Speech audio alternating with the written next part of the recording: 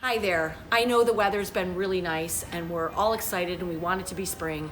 Unfortunately, plants are grown to be delivered when we have normal weather, not this abnormally warm weather in March.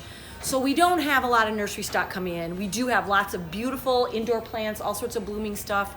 But I thought what I'd talk about today is a plant that has a lot of folklore about this time of year, and that is the shamrock, because the 17th is St. Patrick's Day, so everybody's kind of thinking about that. The shamrock is not actually a clover, not a true 4-leaf or 3-leaf clover. It's an oxalis, which is a nice sort of annual here in Wisconsin. They come in lots of colors. I have this beautiful purple one. We have green ones. There's one that has green with some red. But shamrocks like cooler temperatures. They're really great for early spring plants, and which is why it makes them really great at this time of year. So the clover part of the shamrock was super important to the Celts in Ireland, and the 4 leaves, when you could find one, the 4 leaves stood for love, luck, faith, and hope.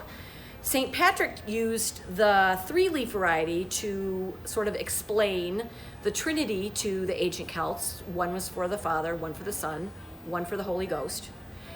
Just because 4-leaf clovers are rare, and they are, you'd have to sift through about 10,000 of these 3-leafed guys to find one with 4 leaves. They've also been found in 5-leaf varieties, 6-leaf iterations, 10. There was a 54-leafed clover found in Japan in 2009. So just imagine 54 of these little leaves on a stalk. That is a lot of luck. So stop into the Bruce Company and, get your Irish on, and happy spring from all of us here at the Bruce Company.